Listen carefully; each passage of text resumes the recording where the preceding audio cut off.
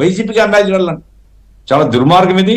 Party ప్రభుత్వం తేడా లేకుండా తుడిపేసి ప్రజాధనాన్ని చాలా వక్ర మార్గంలో తన ప్రయోజనాల కోసం ఖర్చు పెట్టిన తప్ప ఇంకోటి కాదు.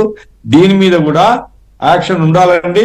ఇంకోటి ఇప్పుడు పట్టాభి గారు ఉన్నారు ఫీల్డ్ లో, పట్టాభి గారు చెప్పాలి. ఇప్పుడు ఈ రకంగా వాలంటీర్లు కనుక రాజకీయ కార్యకర్తలు అయితే రేపు వాళ్ళ కొత్త ప్రభుత్వం కనుక వస్తే ఏ ముఖం పెట్టుకుని అడుగుతారు మమ్మల్ని కంటిన్యూ చేయమని. కాబట్టి వాళ్ళ ఉద్యోగాలు వదులుకోవడమే. వైసీపీ ప్రచారాన్ని పోవడము అంటే, లేదా ఇంతకుముందు ఏదో చెప్పారు ఈ 2 మాసాలంట వాళ్ళను సస్పెండ్ చేయడమో, లేకుంటే వాళ్ళ సర్వీసెస్ ను టెంపరీగా ఆఫ్ చేసి వాళ్ళంతా వాలంటరీ కార్యకర్తలుగా వైసీపీకి పనిచేయాలట.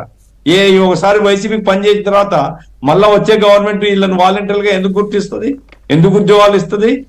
కాబట్టి ఇవి ప్రజల్లో తీసుకొని పోవాలా. రెండవదండి, చాలా దయ అనిపిస్తుంది, నాకు జాలి అనిపిస్తుంది వైసీపీ. ఎందుకంటే వైసీపీ, నేను గతంలో కూడా చెప్పాను, వైసీపీ పార్టీ నిర్మాణ యంత్రాంగం ధ్వంసం అయిపోయింది. దానికి నిర్మాణ యంత్రాంగమే లేదు, కార్యకర్తలు లేవు, కమిటీలు లేవు, ఎక్కడ పనిచేసే వాళ్ళు లేడు.